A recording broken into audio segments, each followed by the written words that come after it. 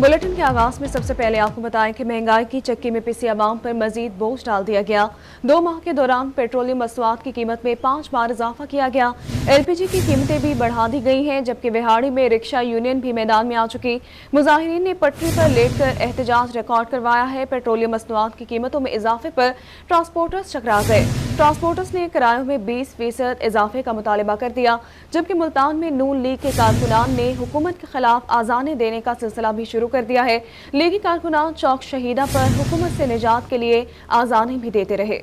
जी हां, आपको अपडेट कर रहे हैं। महंगाई की चक्की में पीसी आवाम पर मजीद बोझ डाल दिया गया है। महंगाई के हवाले से ही आपको बताएं कि मुल्तान में 2 माह के दौरान पेट्रोलियम मसनूआत मुसलसल 5 बार महंगी हो गई। 2 माह में पेट्रोलियम मसनूआत 16 रुपए 37 पैसे तक महंगी हुई है। बात करेंगे इस हवाले से हमारे साथ मौजूद है नुमाइंदा रोही गौहर रहमान। गौहर बताएगा। जी बिल्कुल, पेट्रोलियम मसनूआत की कीमतों में इजाफे का सिलसिला जारी है। 2 माह के दौरान हुकूमत ने पेट्रोल की कीमत में 5 दफ़ा इजाफा किया है, तकरीबन 16 रुपये ये इजाफा बनता है। इसके साथ साथ ओगरा ने LPG गैस की कीमतों में भी इजाफा कर दिया है, 10 रुपये से जायद का इजाफा किया गया है।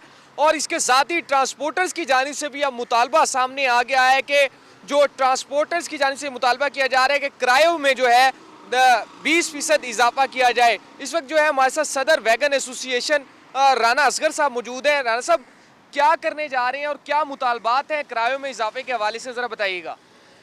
हमारे मुतालबात ये हैं कि देखें, जिस तरह इस 2 माह के अंदर आप डीज़ल आप देख रहे हैं, पेट्रोल 16-17 लीटर बढ़ गया है, हमारे किराए नहीं बढ़ाए गए।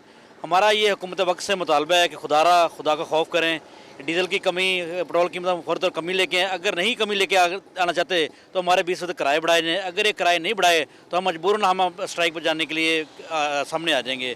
और हमारे ये सिर्फ किराए से हमारा तबका परेशान नहीं है, हर इंसान परेशान है। उसमें किसान, गरीब आदमी, मजदूर आदमी, हर इंसान इस चक्की महंगाई की चक्की में दलदल में पिस रहा है। इसलिए हमारी हुकूमत वक्त से गुजारिश है, मेहरबानी करें, या तो फिल फौर इसे फौरी एक्शन लेते हुए किराया अपना डीजल जो रेट वापस लेके आएँ, नहीं तो हमारे किराए बढ़ाए जाएँ, नहीं तो हम स्ट्राइक पर जाएंगे। आज बिल्कुल सदर वैगन एसोसिएशन राना असगर का कहना है कि अगर हुकूमत की जानिब से जिस तरह से पेट्रोलियम मसनूआत की कीमतों में इजाफा किया गया है, किरायों में इजाफा ना किया गया, इसका ऐलान नया किरायानामा सेक्रेटरी RTA की जानिब से। गौहर रहमान, तफसीलात से आगाह करने का रुख करेंगे विहाड़ी का। वहाँ पर भी रिक्शा ड्राइवर्स ने रेलवे लाइन पर लेट कर हुकूमत के खिलाफ अनोखा एहतजाज किया है। इसी हवाले से हमें मजीद बता रहे हैं हाफिज साले मोहम्मद। जी हाफिज, बताइएगा। जी बिल्कुल, तब्दीली सरकार ने एक मरतबा फिर पेट्रोल पंप गिरा दिया, जिसकी वजह से आम आदमी जो है उसका जीना मुहाल हो चुका है। इत्तेफाक रक्षा यूनियन की तरफ से आज भरपूर एहतजाजी मुजाहरा किया गया और रेलवे लाइन पर अपनी खुदकुशी का जो है वो मुबैना खुदकुशी करके इस बात का एलामिया पेश किया गया कि वज़ीर आज़म इमरान खान ने आए रोज़ पेट्रोल की कीमतों में इजाफे के बाद हमारा जीना मुहाल कर दिया। जीने से बेहतर है कि इस तरह खुदकुशी कर ली जाए। इत्तेफाक रक्षा यूनियन के सदर हमारे साथ मौजूद है, हम इनसे जानते हैं क्या पैगाम है, क्यों खुदकुशियां करने पर मजबूर हो रहे हैं आप? जनाबे वाला 1 जनवरी टू 1 फरवरी ये 3 वारी पेट्रोल महंगा होया 1 महीने दे विच ते तकरीबन 9 रुपए तेल जड़ा महंगा। इसे तरह अगर हिसाब किया जाए 15 दिसंबर तो 1 फरवरी तक 45 दिनों के 13 रुपए पेट्रोल के जड़ा इजाफा कर दिता गया, जिहदे नाल साडे बहुत सारे वर्कर जिहड़े बेरोजगार हो गए। इस महंगाई के आलम च आटा भी महंगा है, चीनी भी महंगी है।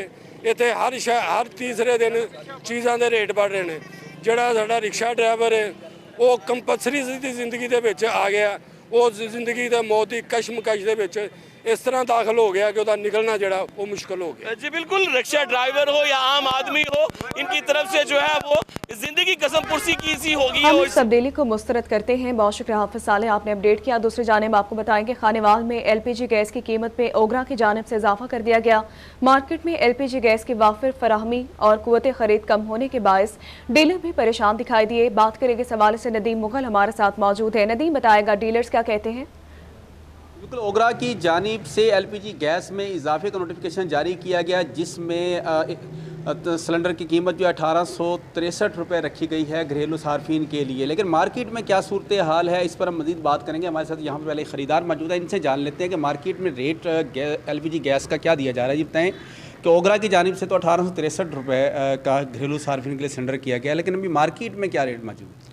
मार्केट में ये हमें 1600 रुपये का सिलेंडर मिल रहा है और 135 रुपये kg पड़ता है ये।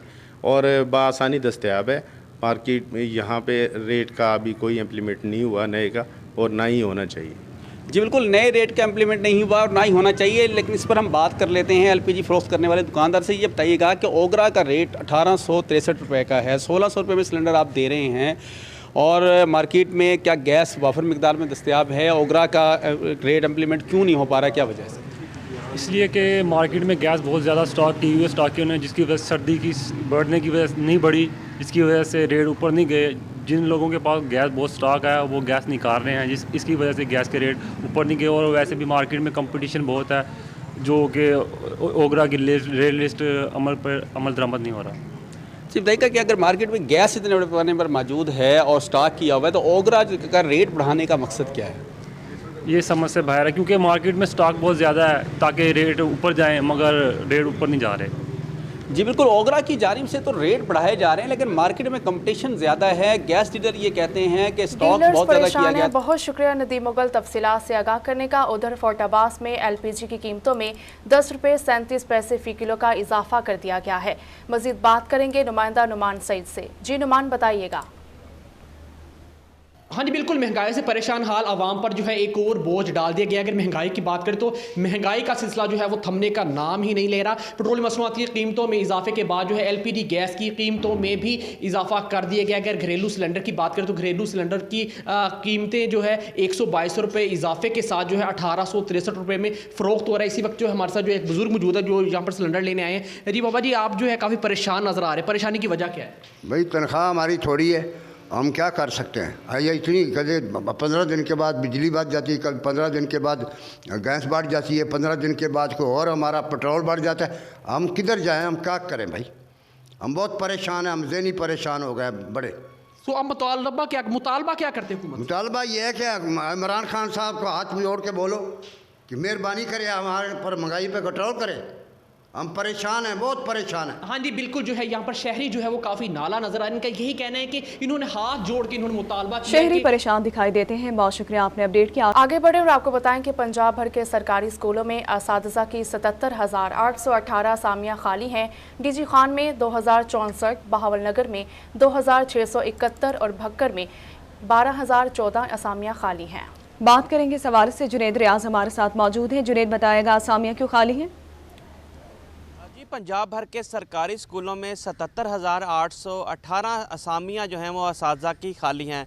इसमें प्राइमरी टीचर, एलिमेंट्री टीचर और हायर सेकेंडरी टीचर जो हैं वो शामिल हैं। लेकिन 5 साल गुजर चुके हैं, असातिज़ा की भर्ती जो है वो स्कूलों में नहीं हो सकी। और दूसरी जानब असातिज़ा की कमी होने के बायस जो है वो स्कूलों में तालीमी निज़ाम जो है वो बुरी तरह मुतासर होने का खदशा है। और नया तालीमी साल क्योंकि अगस्त से शुरू हो रहा है और इस वक्त भी स्कूलों में असातिज़ा कम है, जिसकी वजह से नाहम दहाम के जो तलबा हैं उनको इम्तिहानात की तैयारी में मुश्किलात का सामना है। अगर फैसलाबाद की बात की जाए तो फैसलाबाद में 3,800 से ज़ायद असामियाँ जो हैं असातिज़ा की खाली हैं, जिनके ऊपर फौरी तौर पर जो है वो साइंस टीचर और अरबी टीचर और फिज़िकल टीचर भर्ती किए जाना इंतहाई ज़रूरी हैं।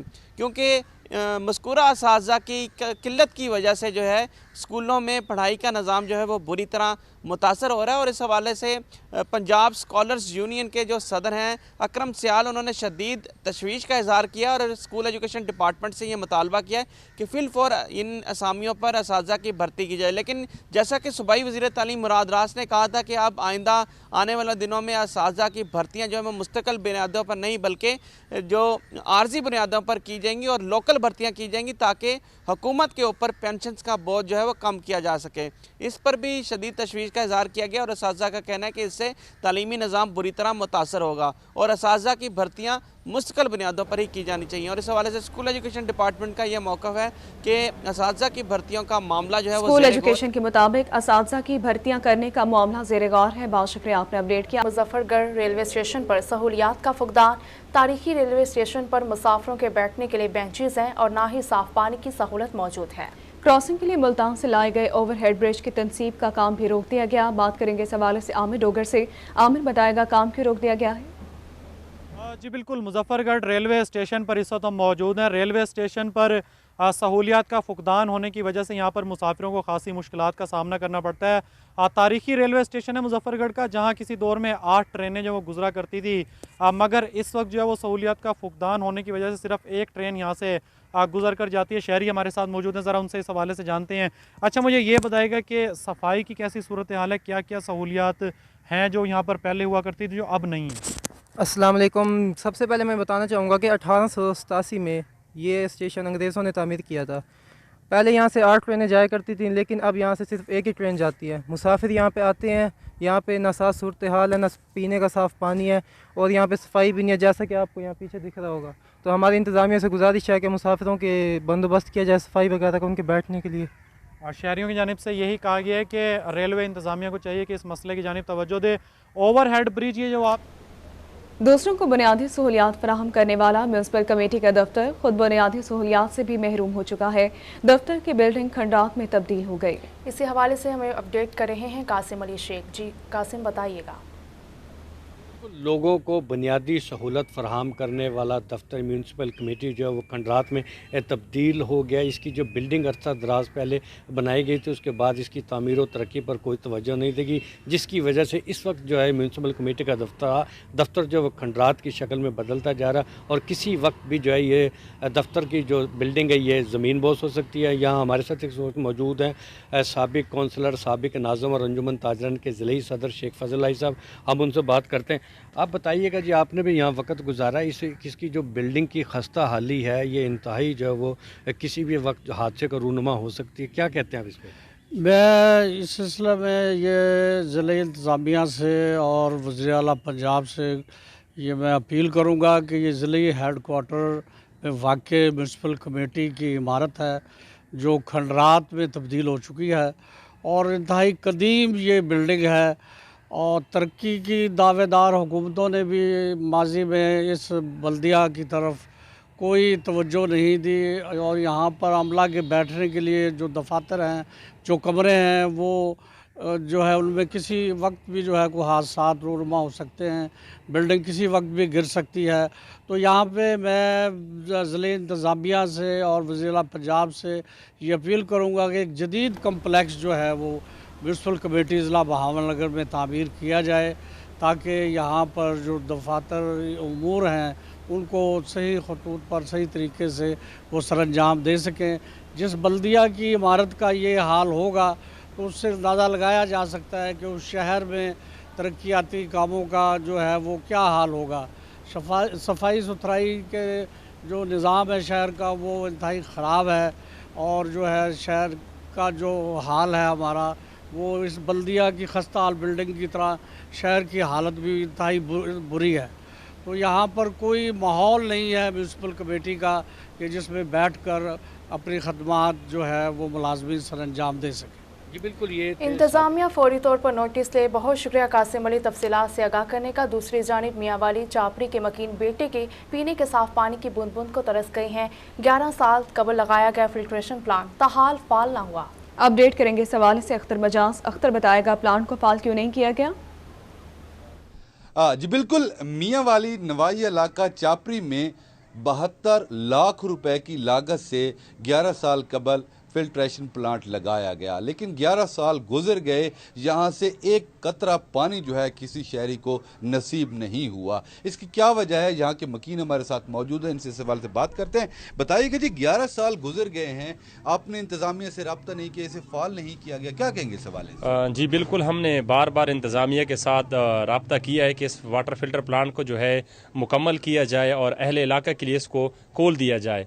यहाँ के इलाके के जो लोग हैं वो तरह तरह की बीमारियों में जो है मुब्तला हो रहे हैं, तो लिहाजा हमारी हुकूमत वक्त से गुजारिश है कि इस प्लांट को 12 साल होने वाले हैं, लिहाजा इसको जो है ना आवाम के लिए चालू किया जाए, इसको आवाम के लिए चालू किया जाए। और एक मकीन और मौजूद चालू किया जाए। बहुत शुक्रिया अख्तर, आपने अपडेट किया। आगे बढ़ते हैं।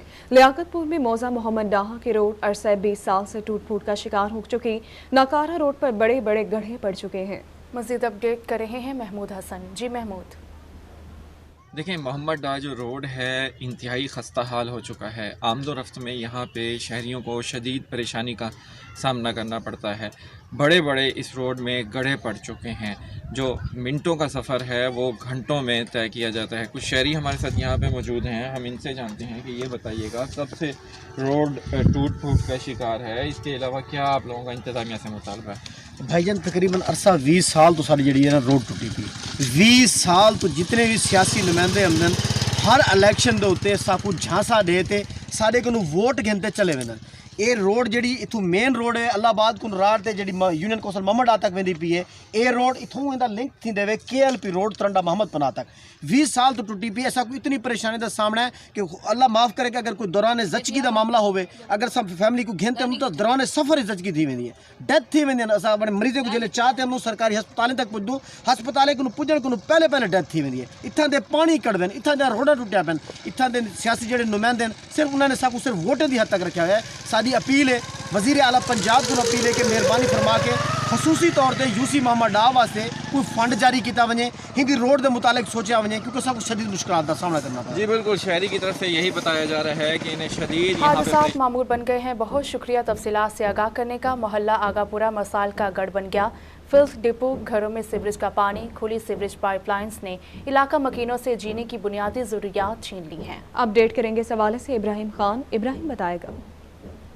आज बिल्कुल बात करें मोहल्ला आगापुरा की, तो मोहल्ला आगापुरा एक तरह से मसाइल का गढ़ जो है वो बन चुका है। इस वक्त जहाँ पे मैं खड़ा हूँ, मेरे पीछे अगर कैमरामैन आपको दिखा सके, यहाँ पे फिल्थ डिपो है जहाँ पर यहाँ पे मुख्तलिफ इलाकों का जो है गंद लाकर फेंक दिया जाता है। और ये एक आम शाहराह है, मेन आबादी वाली जगह है, कारोबारी मरकज़ है, यहाँ पे लोग जो हैं वो रहते हैं। इस हवाले से यही मुतालबा करते हैं कि इस फिल्थ डिपो को यहाँ से शिफ्ट किया जाए, क्योंकि इस फिल्थ डिपो की वजह से जो है बहुत से ताफुन फैल रहा है, बीमारियाँ फैल रही हैं, फ़िज़ा आलूदा हो रही है। इसके साथ साथ अगर मेरा कैमरामैन दिखा सके, ये मेरे पीछे वाटर फिल्ट्रेशन प्लांट है जो कि एक दफ़ा भी लोगों को साफ़ पानी फराहम करने में कामयाब जो है वो नहीं हो सका। इसके साथ साथ अगर हम मज़ीद बात करें तो अगर मेरा कैमरामैन आपको दिखा सके, ये सिचुएशन है यहाँ पे सीवरेज लाइन की, कि सीवरेज लाइन जो है वो कवर नहीं है, किसी भी किस्म का हादसा हो सकता है।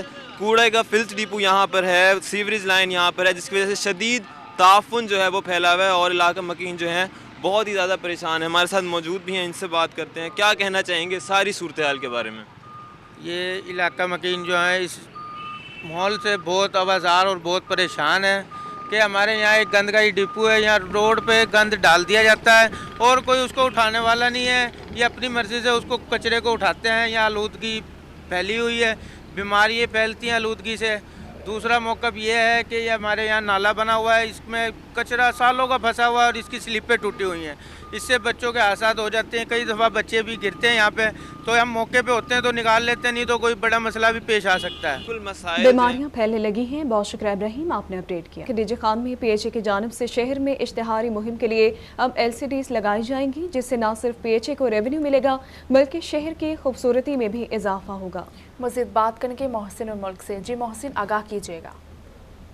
जी बिल्कुल, डेरा गाजी खान में भी अब लाहौर, इस्लामाबाद या फिर कराची की तर्ज की एडवर्टीज़मेंट होगी। जिस तरीके से LCDs के ऊपर इश्तिहारी मुहिम मुख्तलिफ रोड्स के ऊपर बड़े शहरों में दिखाई जाती है, उसी तरीके से डेरा गाजी खान के मुख्तलिफ रोड्स के ऊपर ये प्लान मुरतब किया गया है PHA की जानिब से डिजिटल इश्तिहारी मुहिम का। और इश्तिहारी मुहिम जो है उसके लिए टेंडर्स जो हैं वो तलब कर लिए गए हैं। PHA का कहना है कि कॉलेज रोड से लेकर ट्रैफिक चौक तक की जो रोड होगा उस पर पहले महल्ले में ये डिजिटल LCDs लगाई जाएंगी, जिसके ऊपर PHA की जानिब से पैसे लेकर मुख्तलिफ लोगों के जो है इश्तिहार चलाए जाएंगे। और इससे ना सिर्फ जो इश्तिहारी मुहिम में जिद्दत आएगी बल्कि इसके साथ साथ शहर की खूबसूरती में भी इजाफे का दावा किया है PHA ने पहले बार जो भी ठेकेदार इसके ऊपर बिड करेगा उसको 6 महीने के लिए ये मुहिम फ्री रखने का भी फैसला किया है। इस हवाले से PHA ने आज से ऐलान शुरू कर दिया है। मुख्तलिफ टेंडर्स के हवाले से मुख्तलिफ ठेकेदारों से आज से दरख्वास्तें जो है वो जमा करना शुरू कर दी जाएंगी और इसके बाद जो इश्तिहारी मुहिम है उसके लिए LCDs लगाने का भी इलेक्ट्रॉनिक बोर्ड्स भी लगाए जाएंगे। बहुत शुक्रिया मोहसिन उल मुल्क तफसीलात से आगाह करने का। रहीम यार खान के रेलवे स्टेशन का रिजर्वेशन दफ्तर एक हफ्ते बाद खुल गया। रेलवे कंप्यूटर सिस्टम के सॉफ्टवेयर की खराबी के बायस एक हफ्ता कबल रेलवे रिजर्वेशन बंद हो गई थी। मजीद तफसीलात से अपडेट करेंगे आमिर भट्टी। आमिर बताएगा। बिल्कुल, रहीम यार खान के रेलवे स्टेशन पर आज एक हफ्ते के बाद रिजर्वेशन ऑफिस जो है ओपन हो गया और मुसाफिरों की मुश्किलात में भी वाज़े तौर पे कमी आ चुकी है। रिजर्वेशन ऑफिस इस वजह से बंद था कि एक हफ्ते कबल 26 जनवरी को जो है रेलवे का जो कंप्यूटर सिस्टम है इसके सॉफ्टवेयर में एक ख़राबी आ चुकी थी कि जो 3 माह का डाटा था वो भी गायब हो गया था और इसके साथ साथ जो रिजर्वेशन थी वो भी बंद हो गई थी और मोबाइल एप्लीकेशन पे जो ऑनलाइन रिजर्वेशन का सिस्टम था वो भी मुकम्मल तौर पर जो था वो बंद हो गया था। इसके बाद जो मुसाफिर थे उन्हें रिजर्वेशन ऑफिस में आते थे तो वो खाली हाथ लौट के वापस चले जाते थे और मुश्किलात का सामना था क्योंकि कंप्यूटर सिस्टम में सॉफ्टवेयर में ख़राबी आ चुकी थी। एक हफ्ते के बाद जो है ये मसला हल हो गया और वो मुसाफिर जो कि रेलवे पे रिजर्वेशन ना होने के बाद मुतबादिल गाड़ी में सफ़र करने पर मजबूर थे, आज जो है वो यहाँ पे रिजर्वेशन करवा रहे हैं, एडवांस रिजर्वेशन भी करवा रहे हैं मुख्तलिफ ट्रेनों के हवाले। मुश्किलात का सामना था। बहुत शुक्रिया आमिर, आपने अपडेट किया। मज़ीद आपको बताएं, जनूबी पंजाब समेत मुल्क भर में कपास के काश्तकारों के लिए अच्छी खबर है। पाकिस्तान सीड काउंसिल ने कॉटन रिसर्च इंस्टीट्यूट मुल्तान की 4 नई इक़साम मंजूर कर ली हैं। बात करेंगे अतर लाशारी से। अतर बताएगा नए इक़साम के हवाले से। जी बिल्कुल, ऐसे कि कपास के काश्तकारों के लिए बड़ी खुशखबरी ये है कि CRI मुल्तान समेत जनूबी पंजाब की बहुत सारी कपास की अक़साम जो हैं वो मंजूर कर ली गई हैं। कितना पोटेंशियल है, फ़ी एकड़ कितनी पैदावार मिल सकेगी, क्योंकि काश्तकार बहुत ज़्यादा डिप्रेस है पिछले 2-3 सालों में। डॉक्टर सग़ीर अहमद साहब जो ब्रीडिंग का एक बड़ा नाम है वो मेरे साथ मौजूद हैं। सर फरमाइएगा, क्या कहेंगे, कितनी अक़साम साउथ पंजाब की और आपके इदारे की अप्रूव हुई हैं और उनका पोटेंशियल कितना है? जी, इस दफ़ा जो पंजाब सीड काउंसिल का इजलास हुआ है 28 तारीख को, तो उसमें कपास की मुख्तलिफ अक़साम मंजूर हुई हैं। लेकिन साउथ पंजाब से, जनूबी पंजाब से जो है कॉटन रिसर्च इंस्टीट्यूट मुल्तान है जो इसकी 4 अक़साम हुई हैं और जो सेंट्रल कॉटन रिसर्च इंस्टीट्यूट है जो फेडरल का इदारा है उसमें उसकी एक वैरायटी मंजूर हुई है। तो ये वैरायटीज़ जो है ना, जो हमें बड़ी ज़रूरत थी क्योंकि जो है पिछली काफ़ी अरसा हो गया है हमारी रिप्लेसमेंट अच्छी वैरायटी नहीं आ रही थी। तो अब जो आई वैरायटीज़ हैं, ये जो क्लाइमेट का थ्रेट है ना, ख़ास तौर पर जो टेम्परेचर हाई है हमारा और उसके बाद शेडिंग होती है, ये वैरायटीज़ इनमें पोटेंशियल है कि हीट को जो बर्दाश्त करें। दूसरा जो है ना, हमें चाहिए शॉर्ट ड्यूरेशन वैरायटी जो अर्ली मैच्योर होंगे। मकसद ये है कि जो अब आपका अगस्त के एंड पर या सितंबर में सफ़ेद मक्खी का जो हमला होता है और काली हो जाती है, तो ये वैरायटी ये जो है ख़ास तौर 1020 जो है मैंने 1020, ये बड़ी शॉर्ट ड्यूरेशन है, हीट टॉलरेंट है और अगेती पकड़ने वाली है, यानी शॉर्ट ड्यूरेशन मराजी है। तो इस हमले से आप जो है ना बच सकेंगे और मुझे पूरा यकीन है कि इंशाल्लाह ये जो वैरायटी है ना, ये रिवाइवल कॉटन की रिवाइवल जो है ये इसमें एक अहम पेशरफ साबित होगी। तो अहम पेशरफ साबित होगी। बहुत शुक्रिया अतर, आपने अपडेट किया। मैं आपको बताएं कि मुल्तान स्पोर्ट्स ग्राउंड में मौजूद क्लब्स ने स्पोर्ट्स डिपार्टमेंट की जानिब से लगाए जाने वाली सालाना फीस को मुस्तरद कर दिया है। मज़ीद बात करेंगे मोहम्मद मकसूद से। जी मकसूद, आगाह कीजिएगा।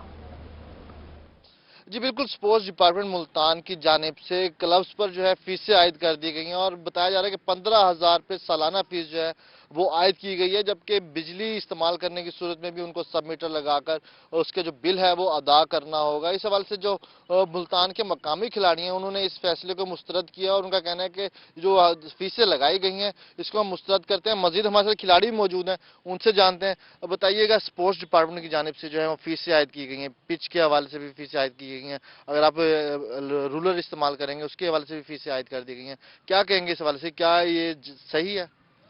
सही तो नहीं है, क्योंकि बच्चे खेलने आते हैं, गरीब तबके से बच्चे होते हैं तो वो फीस अफोर्ड नहीं कर सकते।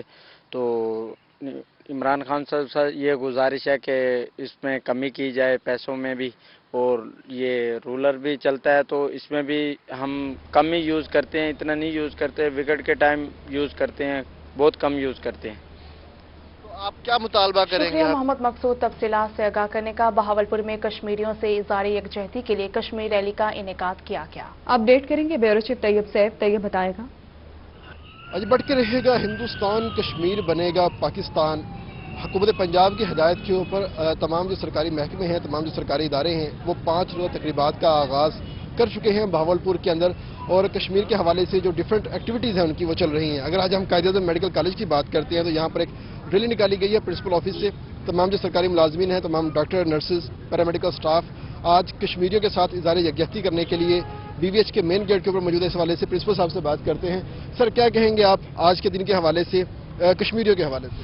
जी, जैसे कि आपको पता है कि हर साल 5 फरवरी को कश्मीर डे मनाया जाता है इज़हार यकजहती कश्मीरियों के साथ। तो कायद-ए-आज़म मेडिकल कॉलेज ने ये 1 से 5 फरवरी तक ये मुख्तलिफ दिनों में मुख्तलिफ इवेंट रखे हैं। तो आज की रैली भी उसी सिलसिले की एक कड़ी है। ये सिर्फ हम कश्मीरी भाइयों के साथ इज़हार यकजहती के लिए ये सारा प्रोग्राम, ये वॉक कर रहे हैं।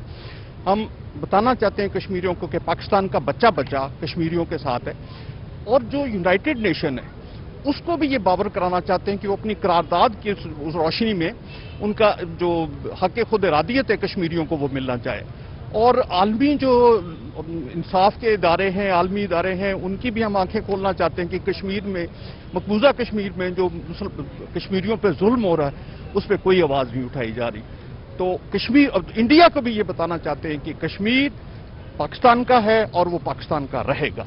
कश्मीर पाकिस्तान का है। बहुत शुक्रिया तैयब, आपने अपडेट किया। बुरेवाला में पाक आर्मी की जानिब से खेल के मैदान में 37 गोल्ड मेडल जीतने वाले मुसव्विर मोहम्मद यूसुफ ने आर्ट गैलरी बना ली। मोहम्मद यूसुफ का कहना था कि पाक फौज में दौरान ड्यूटी उस्ताद असलम कमाल से पेंटिंग का काम सीखा। मेरे हाथ की बनी पेंटिंग बरतानिया समेत पाकिस्तान के मुख्तलिफ आर्ट गैलरी में मौजूद है। मज़ीद तफसीलात बता रहे हैं काशिफ चौधरी। जी काशिफ। बिल्कुल, मैं सिटी ऑफ एजुकेशन के एक ऐसे सबूत मोहम्मद यूसुफ के साथ मौजूद हूं जिन्होंने एज ए स्पोर्ट्समैन पाक आर्मी ज्वाइन की और आर्मी में मुख्तलिफ गेम्स में जो है वो 37 गोल्ड मेडल जीते। इसके बाद उन्हें आर्ट का शौक पैदा हुआ। उन्होंने आर्ट के मैदान में भी अपना नाम बनवाया और पाकिस्तान समेत दुनिया के मुख्तलिफ ममालिक में उनके हाथ की बनी हुई पेंटिंग जो है वो आज भी इनका पाकिस्तान का नाम रोशन कर रही है। इस वक्त मैं उस सबूत के साथ मौजूद हूँ, मोहम्मद यूसुफ, उनसे इस वाले से बात करते हैं। जी, आप बताइएगा, आप एज ए स्पोर्ट्समैन पाक आर्मी में गए और आर्ट्स का कैसे आपको शौक पैदा हुआ? एक नामवर मुसव्विर असलम कमाल को देखकर वो पोर्ट्रेट बना रहे थे जनरल ज़ियाउल्लाह की, उसको देखकर मुझे आर्ट का शौक़ पैदा हो गया। मैंने फिर असलम कमाल से अपनी गेम के साथ साथ आर्ट सीखना शुरू कर दिया। प्रॉपर मैंने आर्ट सीखा, पेंसिल वर्क, कैनवस वर्क, सारी पेंटिंग का काम सीखा। और अभी मेरा मौजू जो है ना आर्ट का, वो कल्चर है। मैं पाकिस्तान का कल्चर, इलाकाई कल्चर, सिंध का कल्चर, पंजाब का कल्चर, कश्मीर का कल्चर, दुनिया के मुख्तलिफ मुल्कों में इसकी नुमाइश कराता हूँ और दिखाता हूँ, और पाकिस्तान में मेरी हर जगह पर नुमाइश हो गई। अच्छा, ये भी बताइएगा कि सबसे पहले आपकी जो पेंटिंग है वो आपने किस शख्सियत की बनाई थी या किसी कल्चर पे बनाई थी? पहली पेंटिंग मैंने कल्चर के ऊपर नहीं बनाई, बल्कि एक कैप्टन इकबाल सितारा ज़रूरत उसकी पोर्ट्रेट के ऊपर बनाई, क्योंकि मेरे उस्ताद जो थे वो पोर्ट्रेट स्पेशलिस्ट थे, वो पोर्ट्रेट का ही काम करते थे ज़्यादा। तो पहली मेरी पेंटिंग जो थी ना वो कैप्टन इकबाल शहीद की, जिसके ऊपर मुझे 25,000 रुपया मेरे कमांडर ने इनाम दिया। शुक्रिया काशिफ चौधरी तफसीलात से आगाह करने का। और इसी के साथ स्टूडियो से फिर वक्त इतना ही।